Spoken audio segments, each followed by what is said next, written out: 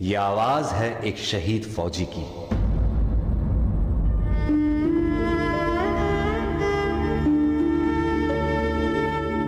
मेरे जवान दोस्तों, मेरे शहीद होने के बाद जब तुम मुझे मेरे गांव लेकर जाओगे तो ये बताओ, क्या मेरी मां का सामना कर पाओगे? मेरा दिल ये बता रहा है, वो खड़ी होगी घर के चौखट पे, उसे पता होगा उसका बेटा आ रहा है। घर की दहलीज में पहुंचते ही मुझे कंधे से उतार देना और मेरी मां के निकट जाके पोंछना उनके आंसू और सीने से लिपट जाना। कहना जाते जाते उसके बेटे ने कई दिलों में इनकलाब की भावनाओं का बीज बोया है। खुश हो जा मां, आज तेरा बेटा पहली बार वक्त पे सोया है। मां को रोता सुन पिताजी भी बाहर आएंगे, देखकर अपने बेटे को ऐसा वो भी बिखर जाएंगे। तब जाकर कहना उनसे कि मैंने ये इसलिए किया ताकि हमेशा ऊंचा मेरे देश का मान रहे। छीन लिया उनके बुढ़ापे का सहारा ताकि देश मेरा जवान रहे।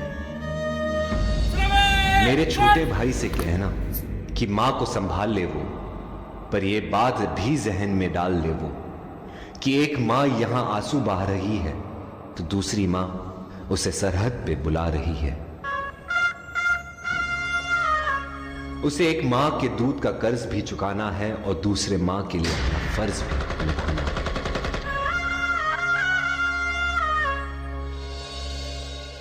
मेरी बीवी सहमी सी बैठी होगी, उसे कहना कि करवा चौथ हर साल रखे और तब तक रखे जब तक आसमान में चंदा है। तो क्या हुआ, उसका पति जिंदा नहीं, देश तो जिंदा है।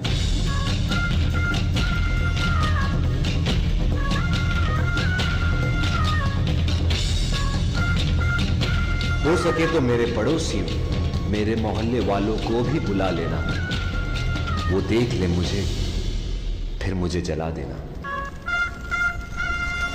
लेकिन मुझे जलता देख कोई आंसू मत बहाना, क्योंकि जलकर इस देश की मिट्टी में मिल जाऊंगा मैं। शहीद हूं, देश प्रेम का फूल बनकर दोबारा खिल जाऊंगा मैं।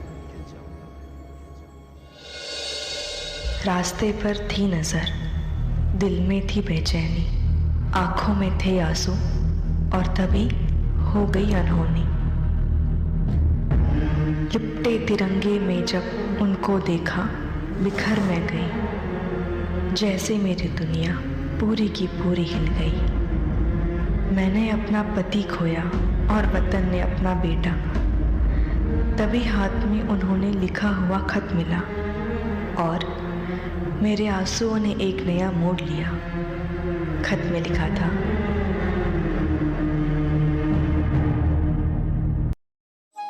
एक फौजी के रुतबे से बड़ा कोई और रुतबा नहीं, वर्दी की शान से बड़ी कोई और शान नहीं, और अपने देश से बड़ा कोई धर्म नहीं।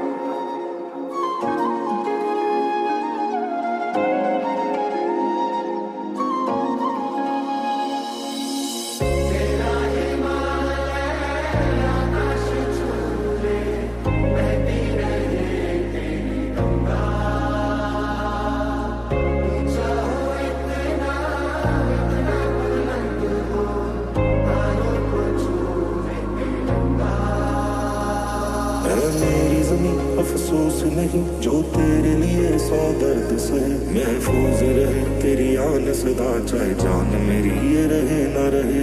मेरी ज़मीं महबूब मेरी नस नस में तेरा इश्क बहे, फीका ना पड़े कभी रंग तेरा जिस्मों से निकल के खून कहे। दीवाने की जहाँ और सुहानी देखी, एक रोज